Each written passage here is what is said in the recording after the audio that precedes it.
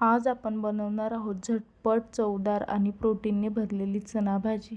ही भाजी भात, पोळी, भाकरी कशासोबतही खाऊ शकतो. रेसिपी करायला एकदम सोपी आणि साधी. अगदी 10 मिनिटात तयार होते ही चणा भाजी. चणा भाजी बनवण्यासाठी सगळ्यात आधी 1 वाटी चणे घेऊयात. ते स्वच्छ पाण्याने धुवून घेऊयात आणि रात्रभर त्याला भिजत ठेवूयात. 8 ते 9 तासांनी आपले चणे चांगले भिजले जातात. आपण भिजवून घेतलेले चणे कुकरमध्ये टाकून कुकरमध्ये 1 ग्लास पाणी टाकून त्यामध्ये अर्धा चमचा मीठ टाकून घेऊयात आणि कुकरच्या 4 ते 5 शिट्ट्या करून भिजवून घेतलेले चणे आपण शिजवून घेऊयात. भिजलेले चणे शिजवून घेतले की भाजी अगदी 10 मिनिटात तयार होते. कढईमध्ये तेल घेऊन तेल चांगलं गरम झालं की त्यामध्ये खोबऱ्याचे काप करून घेतलेले ते भाजून घेऊयात. खोबरं चांगलं लालसर होईपर्यंत भाजून घेऊयात.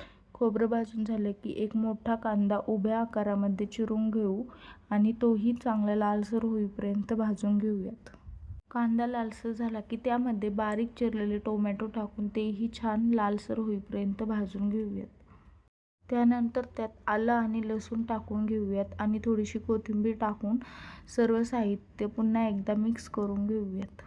आपण सर्व साहित्य भाजून घेतलं आहे. ते थंड झालं की मिक्सर जारमध्ये टाकून घेऊयात आणि त्याचे एक वाटण तयार करून घेऊयात. कढईमध्ये 5-6 चमचे तेल घेऊयात. तेल गरम झालं की त्यामध्ये 1 चमचा जिरे टाकून घेऊयात. जिरे चांगली तडतडले की एक बारीक चिरलेला कांदा घेऊ आणि कांदा छान लालसर होईपर्यंत परतून घेऊयात. कांदा छान परतला गेला की तो भाजीमध्ये करकर लागत नाही. कांदा परतला की त्यात आपण तयार करून घेतलेले वाटण घालून घेऊयात आणि चांगलं मिक्स करून घेऊयात. वाटण घातल्यानंतर वाटण चांगलं मिक्स करून घेऊयात. तेल सुटेपर्यंत छान परतून घेऊयात. असा कढीपत्ता घालून घेऊयात आणि पुन्हा एकदा मिक्स करून घेऊयात.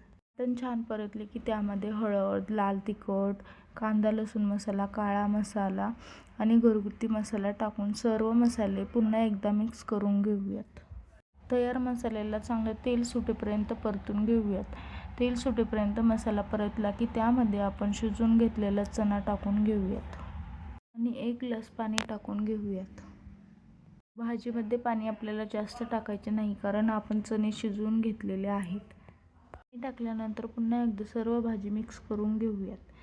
भाजीमध्ये 1 चमचा मीठ टाकून घेऊयात आणि 10 मिनिटं भाजी मंद आचेवरती उकळून घेऊयात. भाजी उकळली गेली की त्यात वरून थोडीशी कोथिंबीर टाकून घेऊयात आणि पुन्हा एकदा भाजी मिक्स करून घेऊयात.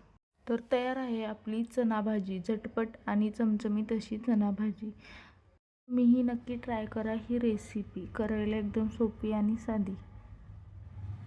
आपल्या चॅनलला सबस्क्राईब करायला विसरू नका जेणेकरून पुढील व्हिडिओ तुमच्यापर्यंत येतील.